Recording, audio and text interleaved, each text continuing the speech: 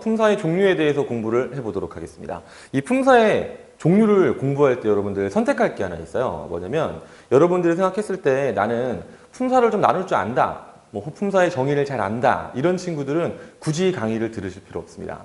이 강의는 어떤 강의냐면요, 품사를 전혀 이해하지 못하는 친구들이라든지 혹은 알긴 아는데 대충 알아서 정의도 잘 모르고요, 실제로 몇 개의 종류가 있는지도 모르고 어떤 기준에 따라 나누어지는지도 모르는 친구들을 위해서 찍는 강의예요. 그래서 아주 기초적인 내용을 아주 원론적으로 설명할 거기 때문에 조금 지루할 수 있습니다. 그런데 처음 강의를 듣는 친구들일수록 이런 강의를 좀 열심히 듣는 게 큰 도움이 될 거라고 자신 있게 얘기할 수는 있어요. 참고로 말하면 이 뒤에 이어질 강의들은 이제 품사에 대해서 굉장히 세부적인 내용들을 다룹니다.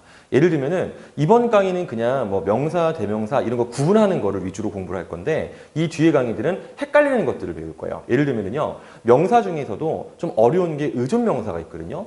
의존명사 중에서 좀 헷갈리는 게 어떤 게 있냐면요, 의존명사랑 어미, 의존명사랑 조사, 이런 것들이 좀 헷갈리는 경우가 있어요. 이제 그런 걸 알아본다든지, 예를 들어 대명사에서는요, 미칭이랑 부정칭 대명사 같은 것이 좀 구분이 모호할 때가 있거든요. 이런 거를 공부하는 식으로 자세하게 할 테니까 이번 강의는 최대한 원론적으로 아주 기본적인 거를 한번 다뤄보도록 하겠습니다. 일단 문장 하나를 주고요, 이게 과연 몇 개의 단어로 구성되는지를 먼저 확인해 볼 거예요. 자, 일단 이거를 하기 위해서는 여러분들이 단어의 정의를 다시 한번 떠올려 볼 필요가 있습니다.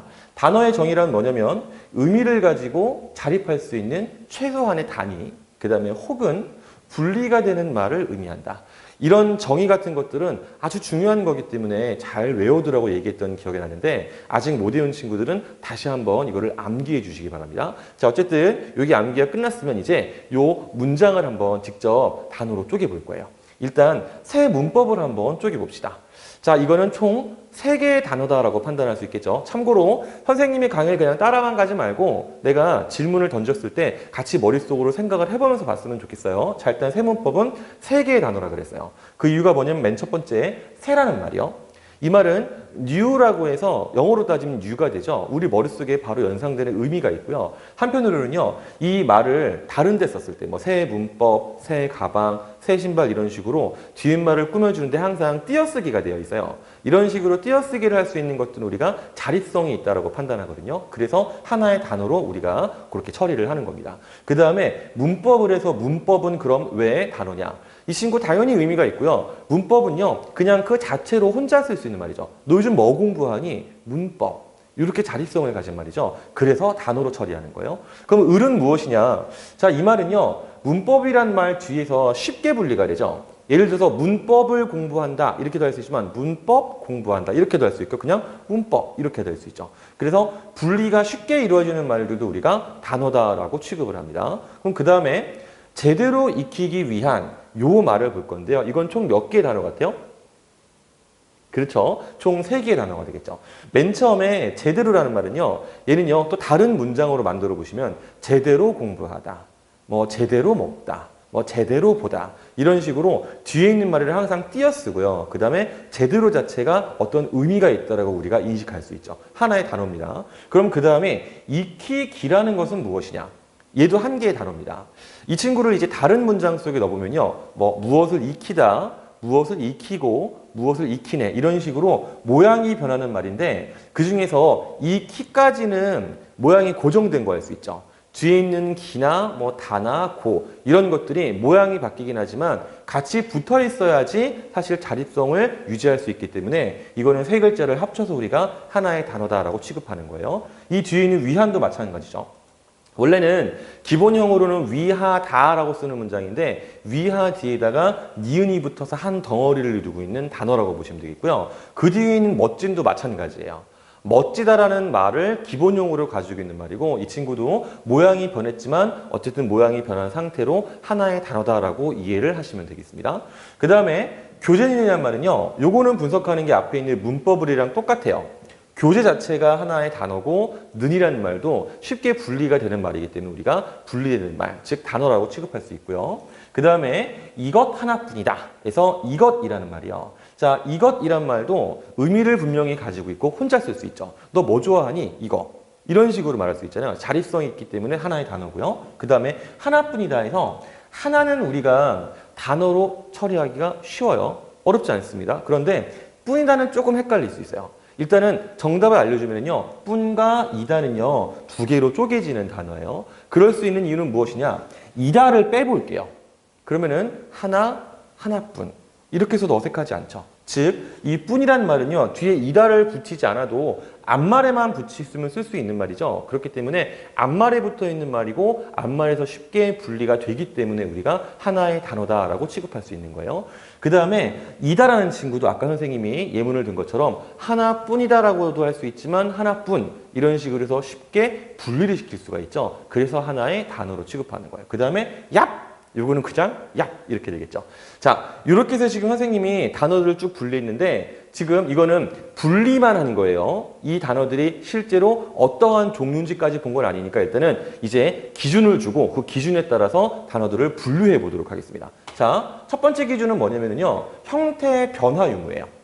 단어라는 게 어떤 것들은 형태가 변하는 것들이 있고요. 어떤 것들은 형태가 변하지 않고 고정된 것들이 있거든요. 그래서 여러분들 여기 있는 것들을 머릿속으로 화살표를 한번 그려보시기 바랍니다. 선생님은 직접 칠판에다가 그려볼 거예요. 자, 일단 새라는 말을 봅시다.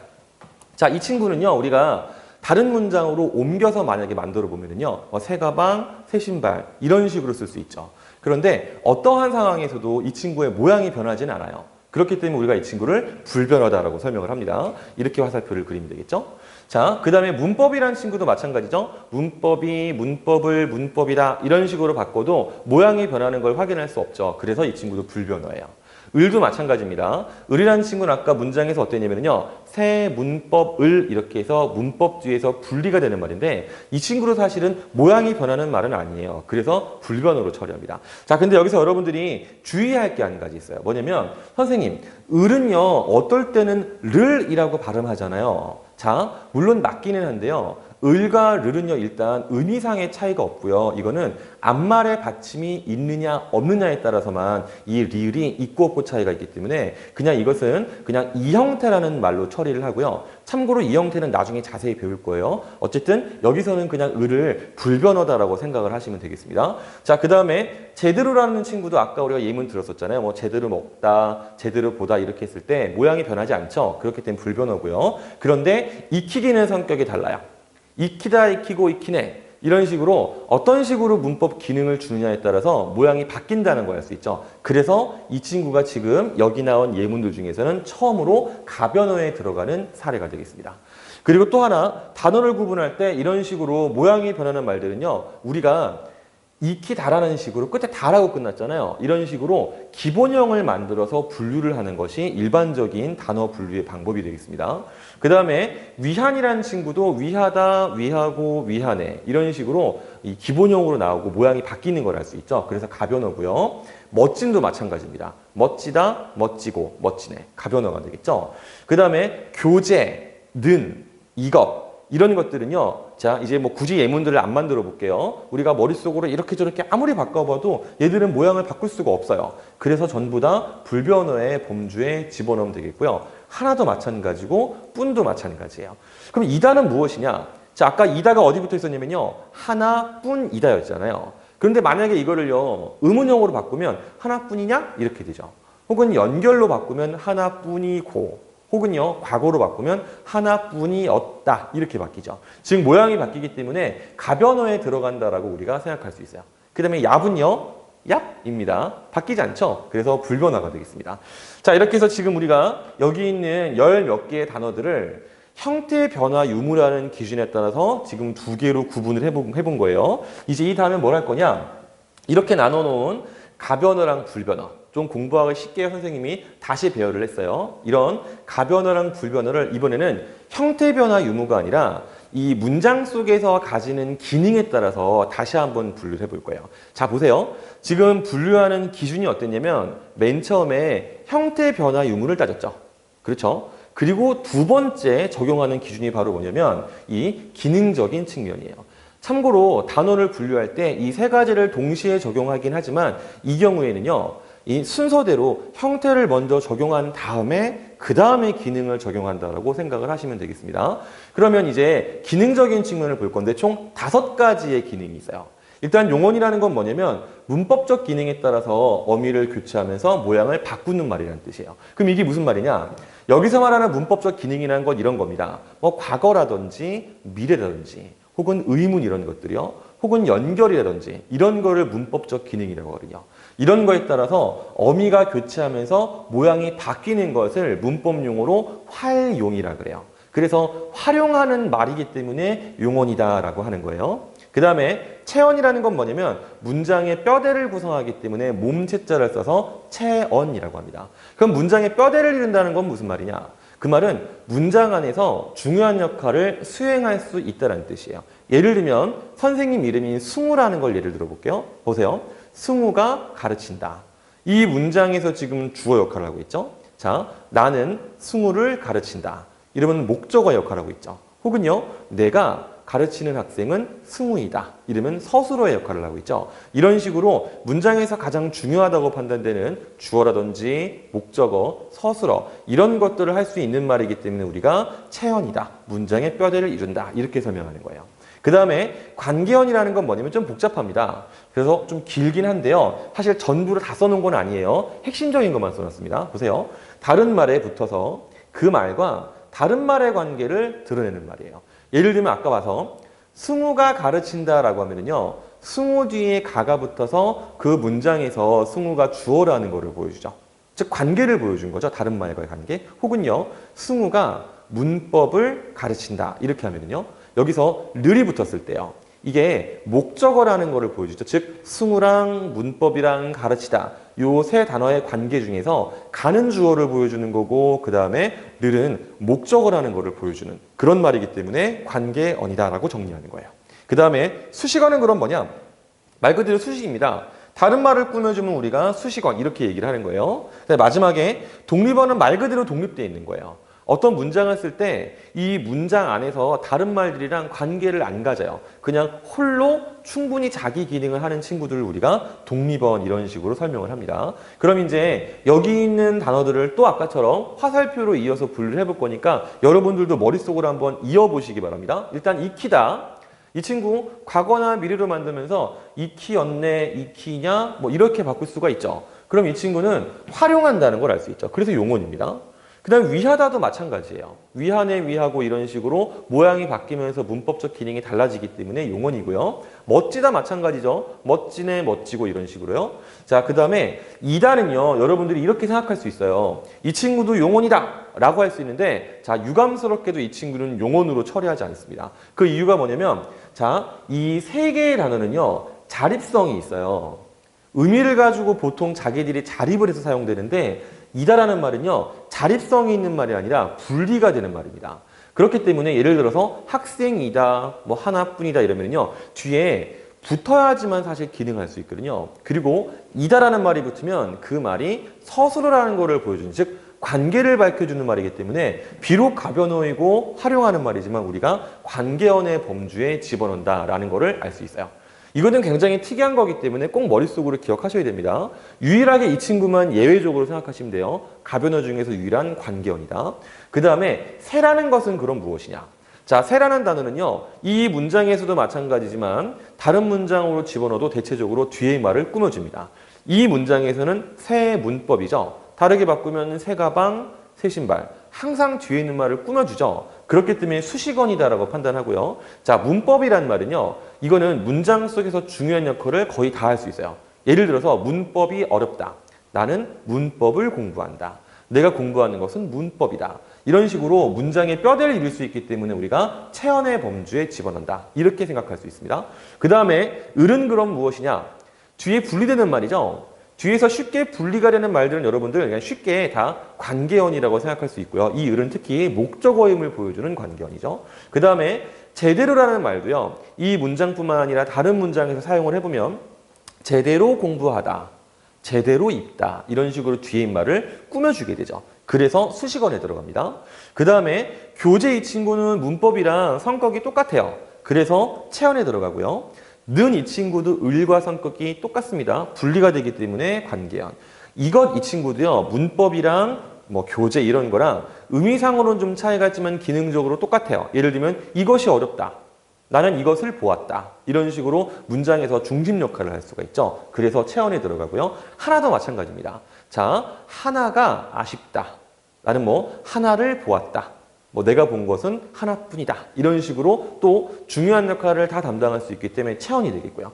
그 다음에 뿐이라는 것도요. 아까 하나뿐에서 뿐이 뒤에 쉽게 분리가 되죠. 그래서 여기서는요. 일단은 우리가 이 친구를 관계어으로 집어넣을 수 있어요. 자, 근데 주의할 게 뭐냐면 이 뿐이라는 게 여기서는 관계어인데요. 다른 문장에서는요. 이 친구가 이 체언으로 집어넣을 수 있는 경우도 있어요. 그런 것에 대해서는 명사 시간에, 특히 의존 명사 시간에 자세하게 알아보도록 할 겁니다. 일단 이 상황에서는 관계어이에요.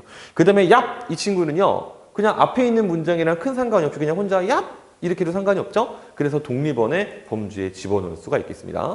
자, 이렇게 해서 지금 가변어랑 불변어라는 단어의 분류를 다시 기능적인 측면에 맞춰서 용언, 체언, 관계언, 수식언, 독립언 이렇게 5개로 지금 쪼개본 거예요. 그럼 이번엔 뭐 할 거냐? 자, 이번에는 세 번째 기준을 줄게요. 아까 우리가 형태적인 기준을 봤고요. 두 번째는 기능에 따른 기준을 봤고 이제 세 번째는요. 이 단어가 각각 어떠한 의미들을 형성할 수 있느냐 이거를 지금 따져서 품사를 분류해 볼 겁니다. 참고로 말하면 여러분들이 흔히 알고 있는 품사는요. 다 이 세 번째 이 9개의 종류를 나눠 놓은 이 품사에 해당합니다. 일단 명칭을 쭉 읽어보면요. 동사, 형용사, 명사, 대명사, 수사, 조사, 관형사, 부사, 감탄사 이렇게 9개가 되는 거고요. 그래서 우리말을 구품사 체계로 이루어져 있다라고 설명하기도 합니다. 자, 그럼 일단 익히다라는 말 있죠? 이 말은 어떤 성격을 가진지 알아봅시다. 자, 우리가 무언가를 익힌다라는 거는요. 어떤 동작이나 행위를 수행하는 거랑 관련이 있죠. 이런 걸 우리가 뭐라고 하냐면요. 동사라고 설명을 해요. 그래서 익히다는 동사에 들어가고요. 위하다도 마찬가지죠. 어떤 동작이나 행위 혹은 작용에 관련되어 있기 때문에 동사로 판단합니다. 즉 동사의 정의에 부합하는 예시라는 얘기죠. 그럼 멋지다라는 것은 무엇이냐? 멋지다는 행위가 아니라 어떤 성질이나 어떤 상태임을 보여주는 말이죠. 그래서 이 멋지다는 형용사, 즉 사물의 성질이나 상태를 서술하는 말이다 라고 우리가 분류를 해요. 참고로 말하면 학생들 중에서는 동사랑 형용사의 구분을 좀 어려워하는 경우가 있어요. 자, 가장 쉬운 기준 하나를 제시를 하면은요. 동사는 현재형의 표현이 가능하고요. 형용사는 현재형의 표현이 불가능합니다. 예를 들면 자, 음식을 익힌다. 물론 여기서 익힌다는 약간 다른 뜻이지만요. 혹은 문법을 익힌다. 이렇게 하면요. 여기서는 이제 동사, 즉 현재형을 쓸 수 있기 때문에 동사가 되는 거죠. 그 다음에 위하다도 마찬가지예요. 자, 나는 그를 위한다. 혹은요, 우리는 그를 위한다. 이런 식으로 현재형 표현이 가능하기 때문에 동사가 되겠는데, 근데 멋지다 같은 경우에는요, 어떤 문맥에서도 현재형이 불가능합니다. 예를 들면은, 그는 참 멋진다. 굉장히 어색하죠. 그죠? 이런 식의 말들은 동사가 아니고 형용사라고 판단할 수 있겠습니다. 그 다음에 문법 이 친구는 그럼 무엇이냐? 이 친구는요, 어떤 학문 체계에다가 이름을 붙여놓은 거예요. 그래서 사물이나 대상의 이름을 의미하는 명사다라고 우리가 분류할 수 있습니다. 교재도 마찬가지죠. 어떠한 물건에다가 이름을 붙여놨기 때문에 명사라고 할 수 있습니다. 그런데 이것은 좀 의미가 달라요. 이것이라는 건 사실 문법에도 붙일 수 있는 말이고 교재도 붙일 수 있는 말이고 우리가 주변에서 보는 모든 사물에 다 붙일 수 있는 명칭이에요. 즉 이 친구는 진짜 이름을 말하는 것이 아니라 사물이나 대상의 이름을 대신해서 지칭하기 때문에 대명사라고 우리가 판단하는 그러한 단어가 되겠습니다. 그럼 하나는 무엇이냐? 이 친구는 체언은 체언인데요. 얘는 어떤 사물의 수량 같은 거를 셀 때 거기다가 이름을 붙여놓은 거죠. 그래서 사물의 수량이나 순서에 붙인 이름이라는 뜻의 수사로 우리가 이 친구를 분류를 하게 됩니다. 그 다음에 이제 이다는 무엇이냐? 아까 우리가 관계어이라고 했잖아요. 사실 관계어는요. 의미상으로 파악을 하면요. 그냥 조사 한 개밖에 없어요. 그래서 이다랑 을이랑 는이랑 뿐 얘들은 전부 다 조사의 범위에 집어넣으시면 되겠습니다. 자, 지금 일단 조사에 대한 별다른 설명은 없었는데 한번 읽어보면요. 다른 말과의 관계를 드러내거나 의미를 보조한다 그랬죠. 이 중에서요. 이다랑 을, 그 다음에 뭐 요 두 친구는요 지금 다른 말과의 관계를 드러내고 있는데 는이랑 뿌는 의미를 사실 보조하는 거거든요. 이거에 대해서도 지금 아마 이해가 좀 어려울 수 있는데 이것은 관계원에 대한 설명을 할 때 아주 자세하게 분석을 할 테니까 일단은 요 정도로 만족하고 넘어가도록 하겠습니다. 그 다음에 수식원 중에 새라는 말은요. 자, 이 친구는 다른 문장에서 사용을 해보면요. 뭐 새 가방, 뭐 새 문법, 새 교재 이런 식으로 항상 뒤에 명사 같은 말들만 수식을 한다는 거 알 수 있어요. 그래서 명사를 비롯한 체언들 있죠. 이런 것들을 꾸며주는 말들을 의미하는 관형사로 우리가 분류를 할 수 있겠습니다. 그 다음에 제대로는요. 어떤 식으로 사용되냐면요. 아까도 예를 들었듯이 제대로 공부하다, 제대로 익히다 이런 식으로 뒤에 용언을 주로 수식한다는 거 알 수 있죠. 그래서 주로 용언을 수식하는 말은 부사이기 때문에 부사의 범주에 집어넣을 수 있겠습니다. 마지막에 야비라는 건 뭐냐면요. 얘는 그냥 감탄하거나 놀라는 걸 보여주는 거잖아요. 그래서 감탄사의 범주에 집어넣을 수 있겠어요. 이렇게 해서 지금 선생님이 앞에 나왔던 예문을 쭉 분석을 해서 총 9개에 해당하는 구품사책에 맞게 분석을 한번 해봤습니다. 그래서 여러분들 이 분석을 마치고 나면 이제 여러분들 머릿속에 이런 표가 하나가 들어있어야 돼요. 그럼 이제 품사의 정의를 보고 다시 한번 이걸 설명해 줄 거예요. 품사라는 건 뭐냐면 단어를 형태적인 측면, 그 다음에 기능적인 측면, 그 다음에 의미적인 측면에 맞게 갈래를 구분하는 거예요. 그런데 중요한 게 뭐냐면 이 형태, 기능, 의미는요. 각각 순서대로 적용되는 그러한 기준이라고 생각을 하시면 돼요. 그래서 품사를 구분할 때 자기가 완전하게 품사를 구분할 수 있는 학생이다. 이런 경우에는 이 순서를 굳이 머릿속에 떠올릴 필요가 없지만 아직 품사 구분이 좀 완전하지 않은 친구들은요. 항상 구분할 때요. 형태를 먼저 따져야 돼요. 그래서 가변어인지 불변어인지를 보고요. 그 다음에 기능적인 측면을 따지고 마지막으로 의미적인 측면을 따지면 되겠습니다.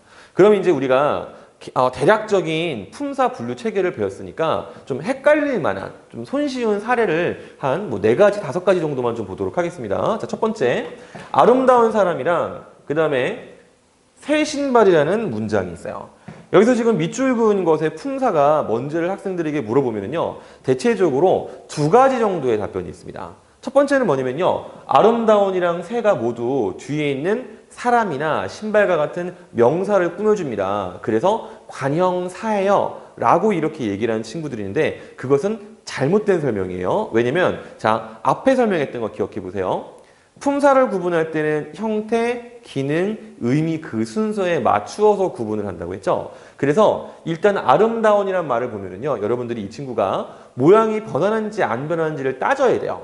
그럼 아름다운은 기본형이 아름답다 이렇게 되고요. 뭐 과거는 아름다웠다, 뭐 혹은 미래는 아름답겠다 이렇게 바뀔 수 있는 말이잖아요. 그렇기 때문에 맨 처음에 판단할 때 이 친구는 가변어구나 이렇게 보는 겁니다. 그 다음에 가변어의 하위 범주는 기능적인 측면에서 뭐밖에 없었냐면은 자 보세요. 용언밖에 없었죠. 그죠? 그 다음에 용언에 들어가는 친구가 동사랑 형용사가 있었는데 아름답다란 말은 동작으로 볼 수는 없기 때문에 최종적으로 우리는 이 친구를 형용사예요 라고 판단할 수 있는 거예요. 알겠죠? 그러면은 이 새라는 것은 무엇이냐? 얘는 어떠한 상황에 집어넣어도 모양이 바뀌지 않는 불변어죠. 그러면 불변어 중에서 이제 어디에 해당되느냐? 사실 불변어 중에서 우리를 헷갈리게 하는 건 몇 개 없어요. 우리는 불변어 중에서는 그냥 체언이랑 그 다음에 수사 2개만 구분하면 되거든요. 왜냐하면 관계어는 그냥 쉽게 분리가 되고 앞말에 붙어 있잖아요. 감탄사는 사실은 다른 문장 속에 다른 말과 관련성이 없기 때문에 여러분들을 헷갈리게 하지 않습니다. 그럼 이 친구는 어때요? 이 친구는 뒤에 다른 말을 붙일 수도 없는 상태고요. 그 다음에 이 앞에 다른 말을 붙여서 얘가 분리될 수도 없는 그냥 이대로 자립된 말이죠. 그렇기 때문에 이 친구는요 그냥 수식어이라고 판단해도 큰 문제가 없겠죠. 그리고 물론 기능적으로도 이게 뒤에 있는 신발을 꾸며주니까 당연히 수식어의 범위에 들어가겠죠. 그 의미상으로는 어떻게 되느냐? 뒤에 있는 이 신발이 바로 명사이기 때문에 명사를 꾸며주는 관형사구나 라고 여러분들이 판단을 하시면 되겠습니다.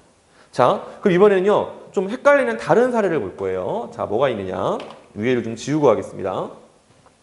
세 사람이랑 하나의 기적. 여기서 세라는 말이랑 하나, 여기에 지금 밑줄이 그어져 있어요. 이것도 친구들한테 질문하면요 답이 2가지가 있어요. 첫 번째는 뭐냐면 둘 다 수사라고 판단하는 거예요. 이거를 수사라고 판단한 이유는 뭐냐면 의미적인 측면이죠. 세도 숫자랑 관련돼 있고 하나도 숫자랑 관련돼 있으니까. 그런데 이렇게 대답하시면 안 되죠. 두 번째 나오는 답이 정답인데요. 두 번째 답은 얘는요, 관형사고 얘는 수사라고 판단하는 거예요. 그 이유는 뭐냐면, 자, 이 친구 불변어라는 것은 여러분들 이견이 없을 거예요. 그런데 이 친구는 그러면 기능적으로는 어떻게 되어 있느냐? 뒤에 있는 사람을 꾸며주게 돼 있고 다른 문장에 집어넣어도 항상 그렇게 돼 있습니다. 그렇기 때문에 수식어의 범주에 들어가고요. 수식어는 관형사랑 부사 두 가지밖에 없잖아요. 그때 사람이라는 것은 명사이기 때문에 명사를 꾸며주는 바로 이 친구는 관형사라고 하는 거죠. 물론 조금 더 세부적으로 들어가면 관형사 안에 뭐 지시관형사, 성상관형사, 수관형사 이런 것들이 있어서 이 친구는 세부적으로는 수관형사지만 이것은 나중에 수식어에 들어가면 자세하게 볼 거예요. 그러면 하나는 대체 왜 수사가 되느냐? 이 친구도 자 불변어라는 것은 학생들 사이에 이견이 있을 수가 없습니다. 그런데 이 친구는 수식어이 아니에요. 그 이유가 뭐냐면은 아까도 봤지만 하나뿐이다 같은 경우에 뒤에 서술어로 모양이 나와 있죠. 그 다음에 하나를 이런 식으로 목적으로도 만들 수 있죠. 즉 문장의 뼈대를 이루는 말이기 때문에 얘는 우리가 체언이라고 분류하는 친구인데 체언의 세 가지 종류, 명사, 대명사, 수사 중에서 사물의 수량에 이름을 붙여놓은 말이기 때문에 우리가 이를 수사다라고 판단한다. 이렇게 우리가 결론을 내리는 거죠. 알겠죠? 자, 이런 식으로 이 실제 품사를 분류하는 것은요, 그냥 얄팍하게만 알고 있으면 우리를 좀 되게 헷갈리게 하는 것들이 많이 있어요. 특히 이런 식의 분류가 어디 많이 나오냐면요, EBS 문제집에도 자주 나오고요. 그 다음에 우리가 보는 여러 가지 문제집에서도요, 꽤 자주 나오는 거기 때문에 꼭 여러분들이 형태, 기능, 의미 이 세 순서에 의거해서 품사를 분류를 해 주셨으면 좋겠습니다. 자, 근데 이것만으로 사실 품사 분류가 완전하다고 볼 수는 없고요. 더 헷갈리는 말이 있어요. 잘 보세요. 여기를 보시면 단잠을 깊이 잠 이런 문장이 있는데 여기서 이 앞에 있는 잠이랑 그 다음에 뒤에 있는 잠은요 서로 품사가 달라요. 어떻게 다르냐면요, 요 앞에 있는 잠은요 둘이 모양이 똑같지만 얘는 우리가 명사라고 얘기하고요, 뒤에 있는 잠은 뭐라고 하냐면요 동사라고 이야기합니다. 그 이유는 뭐냐면요, 여기 있는 잠은 앞에 단이라고 해서요 관형어의 수식을 받기 때문에 명사고요, 여기 있는 잠은 앞에 있는 깊이라는 부사어의 수식을 받기 때문에 동사라고 하는 거예요. 물론 지금 여러분들이 이 설명을 이해하기 어려워요. 그래서 지금 이거를 보여주는 이유는 뭐냐면 품사 분류가 실제로 어렵다는 걸 설명하기 위한 것이 지금 이해하라는 뜻은 아닙니다. 이거에 대해서 선생님이 나중에 품사에 대한 모든 설명을 다 마치고 나서 품사의 통형이라고 해서 품사가 헷갈리는 것들만 모아서 설명하는 강의를 찍을 거예요. 거기서 자세하게 설명해 줄 겁니다. 근데 일단은 요 순간 알아듣기 위해서 간단하게 설명하면 관형어가 꾸밀 수 있는 것은 오로지 체언밖에 없어요. 그 다음에 이 동사는 대체적으로 부사의 수식을 받기 때문에 이 친구를 동사라고 판단하는 겁니다. 지금 이거를 완벽하게 설명할 수 없습니다. 지금 복잡하게 설명하면 뭐 얘는 명사, 파생, 전미사가 붙네, 뭐 얘는 명사형, 전사, 어미가 붙네하는데 이거는 지금 여러분들이 이해할 수 있는 내용은 아닙니다. 꼭 강의를 다 끝까지 듣고 판단하시기 바랍니다. 그 다음에 다음 예시요. 이 기록은 그가 높이 띄어 만든 높이를 했는데 이 친구 같은 경우는 모양이 똑같아요. 앞에 있는 높이랑 뒤에 있는 높이가 서로 모양은 똑같은데 품사가 다릅니다. 자, 이 앞에 있는 높이는 어떤 역할을 하냐면요, 얘는 우리가 부사라고 하고요, 그 다음에 뒤에 있는 높이는 바로 뭐냐면 얘를 우리가 명사라고 해요. 자, 이것도 이유가 있는데요. 자, 이 친구는 왜 부사가 되느냐, 얘는 뛰어라는 말을 꾸며주거든요. 즉 뛰어라는 동사를 꾸며주기 때문에 부사고요, 이 친구는 지금 만든이라는 관형어의 수식을 받고 있죠. 그렇기 때문에 관형어의 수식을 받는 것은 체언밖에 없어서 명사라고 판단하는 겁니다. 지금 이 설명도 굉장히 어려울 거예요. 왜냐면 여러분들 머릿속에 관형어랑 관형사는 뭐가 다르지? 부사어랑 부사는 뭐가 다르지? 그 다음에 뭐 부사파생전미사, 뭐 명사파생전미사 무슨 말이지? 이럴 수 있어요. 물론 다시 말하지만 강의를 한 번 들어선 도저히 문법을 다 이해할 수가 없습니다. 그러니까 이런 굉장히 어려운 것들이 실제로 시험에 나온 예문들이거든요. 실제로 시험에 나오기 때문에 아주 단순하게 품사 분류를 할 수 있는 것에 만족하지 말고 뒤에 나와 있는 세부적인 품사 분류의 설명을 좀 꼭 들어주시기를 바라도록 하겠습니다. 자, 그러면 여기까지 강의를 하고요. 요 뒤에 나오는 것은 지금까지 선생님이 설명한 거를 정말 대략적으로만 정리한 거예요. 화면을 한번 멈춰보고 한 번 정도만 꼼꼼하게 읽어보시기 바랍니다. 멈추세요. 자, 이제 다시 봤으면은 이제 이거를 선생님이 쭉 설명하는 건 사실 이제 의미가 없어요. 그래서 이제 요 다음 수업들 내용들을 좀 고시를 해줄게요. 자, 일단 여기 가변어 용언에 해당하는 거는요. 설명이 굉장히 길어요. 활용론이라고 해서 이거는 제대로 설명하면 시간이 엄청 많이 걸리기 때문에 이 품사 분류에서 거의 맨 끝에 우리가 수업을 하게 될 거고요. 그 다음에 체언 중에서는 명사, 대명사, 수사가 여러분들 지금 배운 건 별게 없는 것 같지만 상당히 복잡합니다. 그래서 일단은 체언 중에서 명사, 대명사, 수사를 체언 중에서가 아니네요. 요걸 세 개를 다 묶어가지고 한 차례 강의를 할 건데 아마 이게 시간이 꽤 많이 걸릴 거예요. 최소한 30분 이상은 걸린다고 생각하시면 됩니다. 그 다음에 관계어는 조사 하나밖에 없잖아요. 그런데 자, 조사가 굉장히 내용이 어마무시하게 많아요. 또 한편으로는요, 조사에 대해서 이해하기 위해서는 문장의 성분, 뭐 주어, 목적어, 서술어 이런 것들을 반드시 알아야만 이해가 되기 때문에 그래서 이 친구도 좀 시간이 한 3, 40분 정도 걸릴 거로 예측을 하면 되겠고요. 그 다음에 다행스럽게도 수식어이라는 독립어는 내용이 좀 짧습니다. 얘들은 한 15분, 20분이면 두 개 합쳐서 끝낼 수 있을 거라고 생각이 됩니다. 그리고 이거를 다 배운 상태에서 이들 사이사이에 헷갈리는 아까 봤던 그런 사례들 있죠. 이런 것들을 품사의 통용이라는 걸로 묶어서 강의를 할 테니까 여러분들 조금 지루하고 힘들겠지만 차근차근 강의를 잘 들어주면 고맙겠습니다.